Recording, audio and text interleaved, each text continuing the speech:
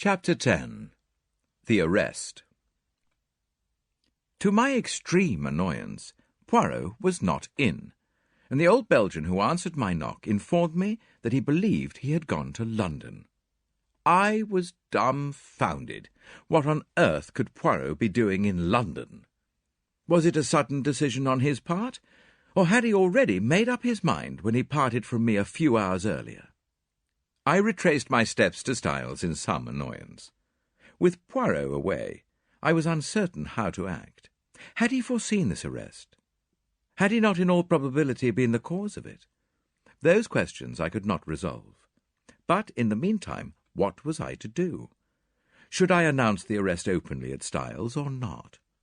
Though I did not acknowledge it to myself, the thought of Mary Cavendish was weighing on me. Would it not be a terrible shock to her? For the moment I set aside utterly any suspicions of her. She could not be implicated, otherwise I should have heard some hint of it. Of course, there was no possibility of being able permanently to conceal Dr. Bowerstein's arrest from her. It would be announced in every newspaper on the morrow. Still, I shrank from blurting it out. If only Poirot had been accessible, I could have asked his advice. What possessed him to go posting off to London in this unaccountable way? In spite of myself, my opinion of his sagacity was immeasurably heightened. I would never have dreamt of suspecting the doctor had not Poirot put it into my head. Yes, decidedly, the little man was clever. After some reflecting, I decided to take John into my confidence and leave him to make the matter public or not, as he thought fit. He gave vent to a prodigious whistle as I imparted the news. "Great Scott! You were right, then. I couldn't believe it at the time." "No, it is astonishing until you get used to the idea and see how it makes everything fit in. Now, what are we to do? Of course it will be generally known tomorrow." John reflected. "Never mind," he said at last. "We won't say anything at present. There is no need. As you say, it will be known soon enough." But to my intense surprise, on getting down early the next morning and eagerly opening the newspapers, there was not a word about the arrest. There was a column of mere padding about the Styles poisoning case, but nothing further. It was rather inexplicable, but I supposed that for some reason or other Japp wished to keep it out of the papers. It worried me just a little, for it suggested the possibility that there might be further arrests to come.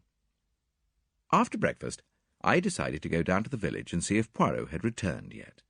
But before I could start, a well-known face blocked one of the windows, and the well-known voice said, "Bonjour, mon ami." "Poirot!" I exclaimed with relief, and seizing him by both hands, I dragged him into the room. Oh, I was never so glad to see anyone. "Listen, I've said nothing to anybody but John. Is that right?" My friend," replied Poirot, "I do not know what you are talking about."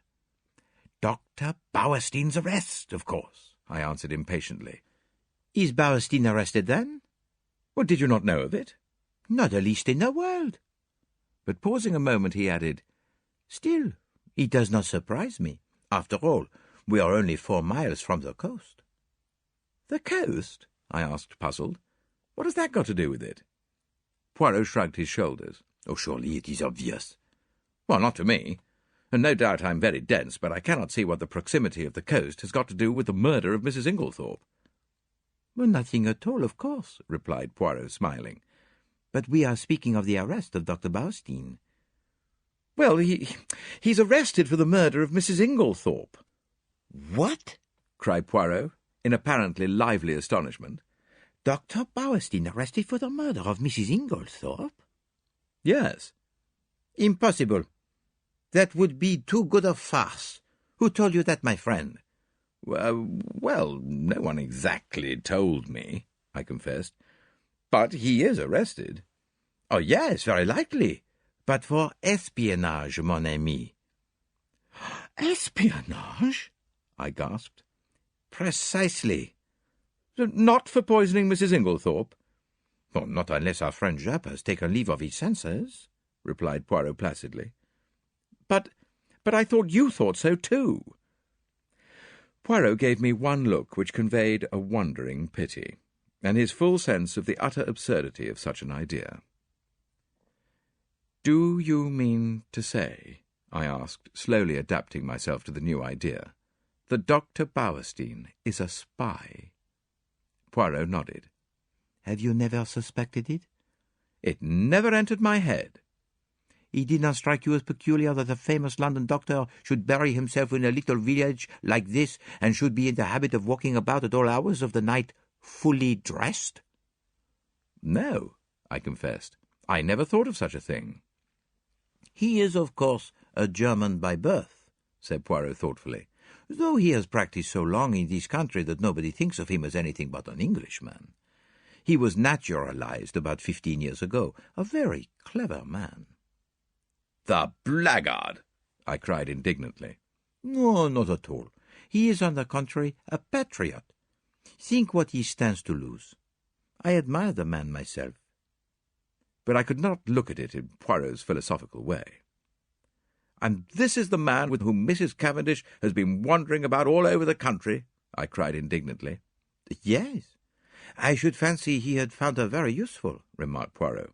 "So long as gossip busied itself in coupling their names together, any other vagaries of the doctor's passed unobserved." "Then you think he never really cared for her?" I asked eagerly, rather too eagerly perhaps under the circumstances. "That, of course, I cannot say. But shall I tell you my own private opinion, Hastings?" "Yes." "Well, it is this, that Mrs. Cavendish does not care, and has never cared one little jot about Dr. Bauerstein." "Do you really think so?" I could not disguise my pleasure. "Oh, I am quite sure of it, and I will tell you why." "Yes?" "Because she cares for someone else, mon ami." "Oh!" What did he mean? In spite of myself, an agreeable warmth spread over me. I'm not a vain man where women are concerned, but I remembered certain evidences, too lightly thought of at the time perhaps, but which certainly seemed to indicate... My pleasing thoughts were interrupted by the sudden entrance of Miss Howard. She glanced round hastily to make sure there was no one else in the room, and quickly produced an old sheet of brown paper. This she handed to Poirot, murmuring as she did so the cryptic words, "On top of the wardrobe." Then she hurriedly left the room. Poirot unfolded the sheet of paper eagerly, and uttered an exclamation of satisfaction. He spread it out on the table. "Come here, Hastings. Now tell me, what is that initial, J or L?" It was a medium-sized sheet of paper, rather dusty, as though it had lain by for some time. But it was the label that was attracting Poirot's attention. At the top it bore the printed stamp of Messrs. Parksons, the well-known theatrical costumiers, and it was addressed to, the debatable initial, Cavendish, Esquire, Styles Court, Styles St. Mary, Essex. It might be T, or it might be L, I said after studying the thing for a minute or two. "It certainly isn't a J." "Good," replied Poirot, folding up the paper again. "I also am of your way of thinking. It is an L, depend upon it." "Where did it come from?" I asked curiously. "Is it important?" "Moderately so. It confirms a surmise of mine. Having deduced its existence, I set Miss Howard to search for it, and as you see, she has been successful." What did she mean by "on top of the wardrobe"? She meant, replied Poirot promptly, that she found it on top of a wardrobe." "That's a funny place for a piece of brown paper," I mused. "No, not at all. The top of a wardrobe is an excellent place for brown paper and cardboard boxes. I have kept them there myself, neatly arranged. There is nothing to offend the eye." "Poirot," I asked earnestly, "have you made up your mind about this crime?" "Yes. Or that is to say, I believe I know how it was committed." "Ah!" "Unfortunately, I have no proof beyond my surmise." "Unless—" With sudden energy he caught me by the arm and whirled me down the hall, calling out in French in his excitement, "Mademoiselle Dorcas! Mademoiselle Dorcas! Un moment, s'il vous plaît!" Dorcas, quite flurried by the noise, came hurrying out of the pantry. "My good Dorcas, I have an idea, a little idea. If it should prove justified, what magnificent chance! Tell me, on Monday, not Tuesday, Dorcas, but Monday, the day before the tragedy, did anything go wrong with Mrs. Inglethorpe's bell?" Dorcas looked very surprised. "Yes, sir. Now you mention it, it did. Though I don't know how you came to hear of it. A mouse or some such must have nibbled the wire through. The man came and put it right on Tuesday morning." With a long-drawn exclamation of ecstasy, Poirot led the way back to the morning-room. "See you? One should not ask for outside proof. No, reason should be enough. But the flesh is weak. It is consolation to find that one is on the right track. Ah, my friend, I am like a giant refreshed. I run. I leap."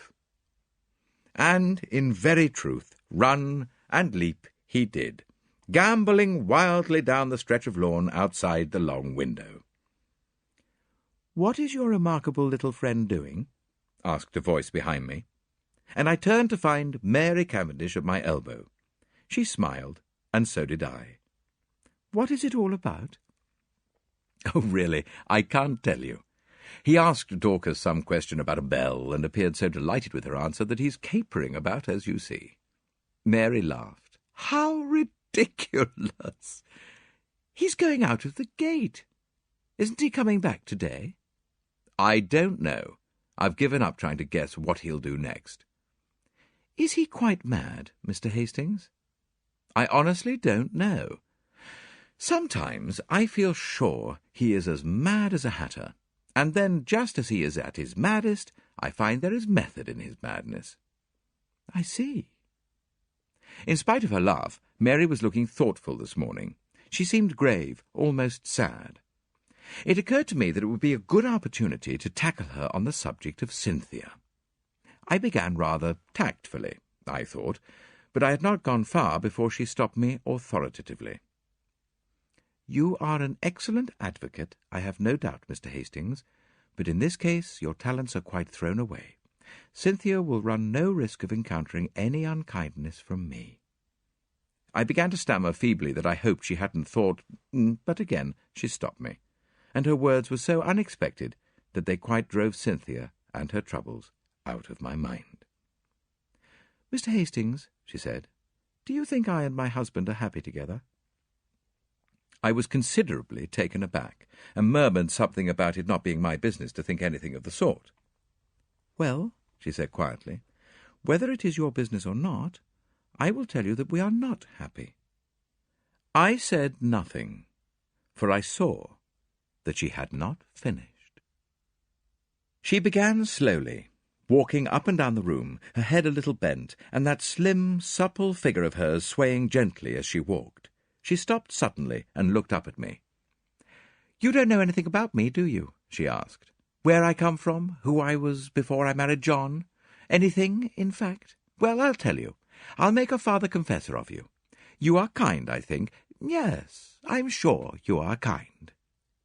Somehow I was not quite as elated as I might have been. I remember that Cynthia had begun her confidences in much the same way. Besides, a father confessor should be elderly. It is not at all the role for a young man.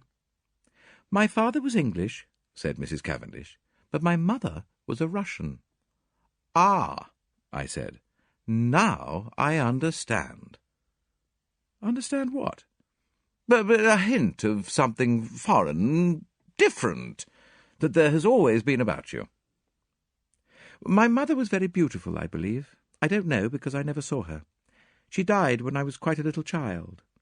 I believe there was some tragedy connected with her death. She took an overdose of some sleeping draught by mistake. However that may be, my father was broken-hearted. Shortly afterwards he went into the consular service. Everywhere he went, I went with him. When I was 23, I had been nearly all over the world. It was a splendid life. I loved it." There was a smile on her face, and her head was thrown back. She seemed living in the memory of those old glad days. "Then my father died. He left me very badly off.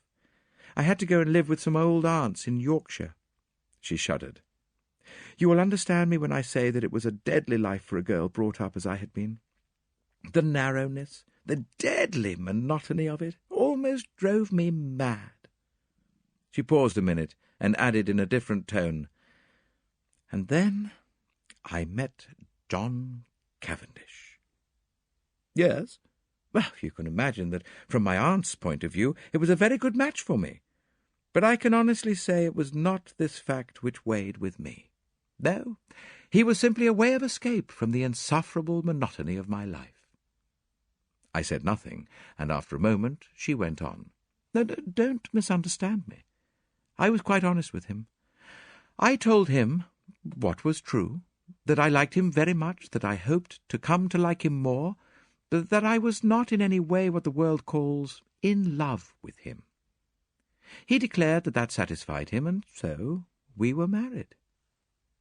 She waited a long time. A little frown had gathered on her forehead. She seemed to be looking back earnestly into those past days. "I think, I'm sure, he cared for me at first. But I suppose we were not well matched. Almost at once we drifted apart. It is not a pleasing thing for my pride, but it is the truth, tired of me very soon." I must have made some murmur of dissent, for she went on quickly. "Oh, yes, he did. Not that it matters now that we've come to the parting of the ways." "What do you mean?" She answered quietly, "I mean that I'm not going to remain at Styles." "Well, you and John are not going to live here?" "John may live here, but I shall not." "Well, you're going to leave him?" "Yes." "But why?" She paused a long time and said at last, "Perhaps because I want to be free." And as she spoke, I had a sudden vision of broad spaces, virgin tracts of forests, untrodden lands, and a realization of what freedom would mean to such a nature as Mary Cavendish. I seemed to see her for a moment as she was, a proud, wild creature, as untamed by civilization as some shy bird of the hills. A little cry broke from her lips. "Oh, you don't know!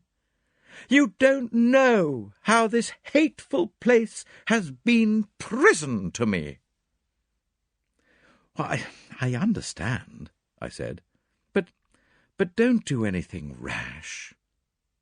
"Oh, rash!" Her voice mocked at my prudence.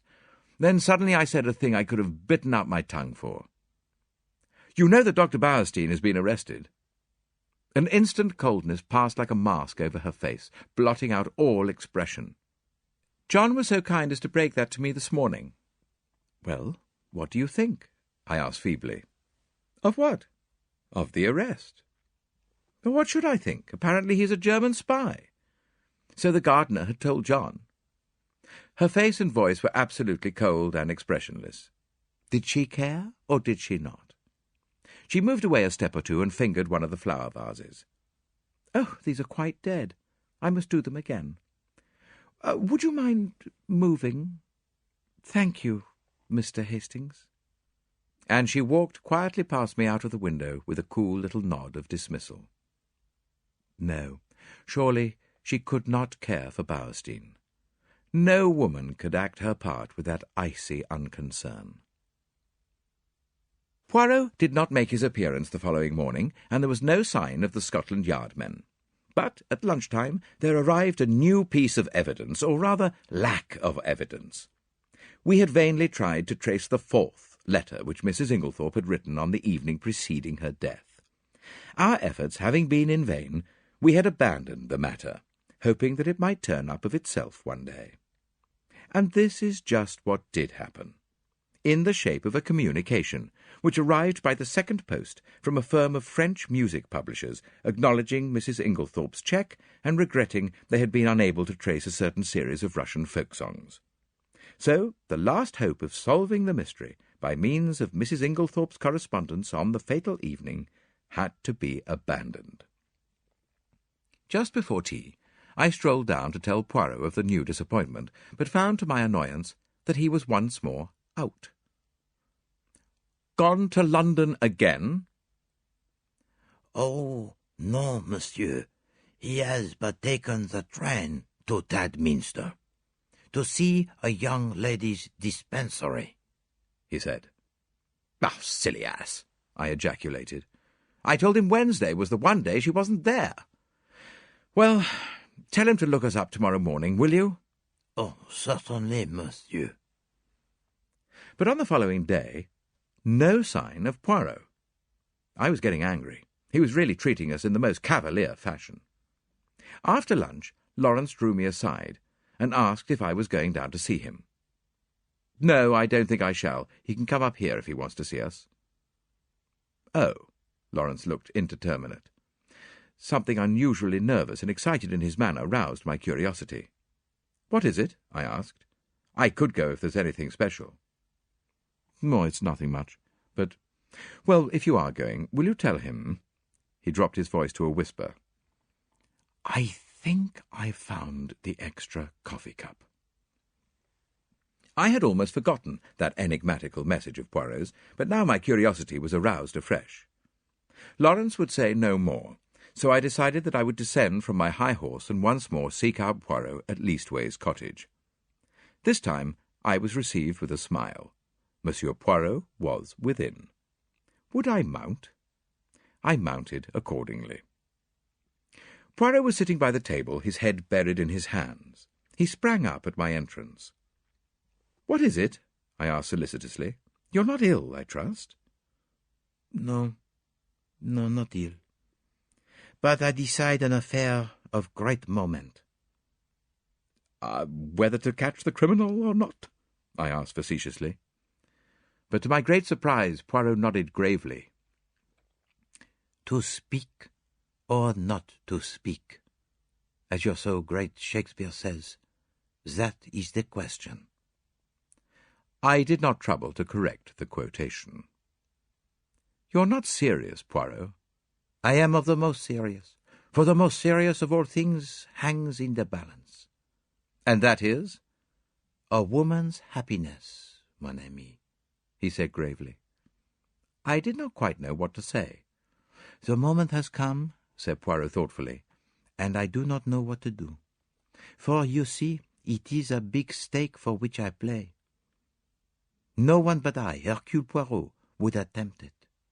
And he tapped himself proudly on the breast. After pausing a few minutes respectfully, so as not to spoil his effect, I gave him Lawrence's message. "Aha!" he cried. "So he has found the extra coffee cup. That is good. He has more intelligence than would appear, this long-faced Monsieur Lawrence of yours." I did not, myself, think very highly of Lawrence's intelligence, but I forbore to contradict Poirot and gently took him to task for forgetting my instructions as to which were Cynthia's days off. "Ah, it is true. I have the head of a sieve. However, the other young lady was most kind. She was sorry for my disappointment and showed me everything in the kindest way." "Oh, well, that's all right then. And you must go to tea with Cynthia another day." I told him about the letter. "Oh, I am sorry for that," he said. "I always had hopes of that letter. But no, it was not to be. This affair must all be unravelled from within." He tapped his forehead. "These little Gressels, it is up to them, as you say over here." Then suddenly he asked, "Are you a judge of finger marks, my friend?" No," I said, rather surprised. "I know that there are no two finger marks alike, but that's as far as my science goes." "Exactly." He unlocked a little drawer and took out some photographs which he laid on the table. "I have numbered them 1, 2, 3. Will you describe them to me?" I studied the proofs attentively. All greatly magnified, I see. Number 1, I should say, are a man's fingerprints, thumb, and first finger. Number 2 are a lady's. They're much smaller and quite different in every way. Number 3, I paused for some time. There seem to be a lot of confused finger marks, but here, very distinctly, are number 1s. "Overlapping the others?" Yes. "You recognize them beyond fail?" "Oh, yes, they're identical." Poirot nodded and, gently taking the photographs from me, locked them up again. "I suppose," I said, "that as usual you are not going to explain." On the contrary. Number 1 were the fingerprints of Monsieur Lawrence. Number 2 were those of Mademoiselle Cynthia. They are not important. I merely obtained them for comparison. Number 3 is a little more complicated. "Yes?" It is, as you see, highly magnified. You may have noticed a sort of blur extending all across the picture. I will not describe to you the special apparatus, dusting powder, etc., which I used. It is a well-known process to the police, and by means of it you can obtain a photograph of the fingerprints on any object in a very short space of time. Well, my friend, you have seen the finger marks. It remains to tell you the particular object on which they had been left. "Go on. I'm really excited." Eh bien. Photo number 3 represents the highly magnified surface of a tiny bottle in the top poison cupboard of the dispensary in the Red Cross Hospital at Tadminster, which sounds like the house that Jack built. "Good heavens!" I exclaimed. "But what were Lawrence Cavendish's finger marks doing on it? He never went near the poison cupboard the day we were there." "Oh, yes, he did." "Oh, impossible. We were all together the whole time." Poirot shook his head. "No, my friend. There was a moment when you were not all together. There was a moment when you could not have been all together, or it would not have been necessary to call to Monsieur Lawrence to come and join you on the balcony." "I'd forgotten that," I admitted. "But it was only for a moment." "Long enough." "Well, long enough for what?" Poirot's smile became rather enigmatical. "Long enough for a gentleman who had once studied medicine to gratify a very natural interest and curiosity." Our eyes met. Poirot's were pleasantly vague. He got up and hummed a little tune. I watched him suspiciously. "Poirot," I said, "what was in this particular little bottle?" Poirot looked out of the window. "Hydrochloride of strychnine," he said over his shoulder, continuing to hum. "Good heavens!" I said it quietly. I was not surprised. I had expected that answer. "They use the pure hydrochloride of strychnine very little, only occasionally for pills. It is the official solution, lick strychnine hydrochlor, that is used in most medicines. That is why the finger marks have remained undisturbed since then." "But how did you manage to take this photograph?" "I dropped my hat from the balcony," explained Poirot simply.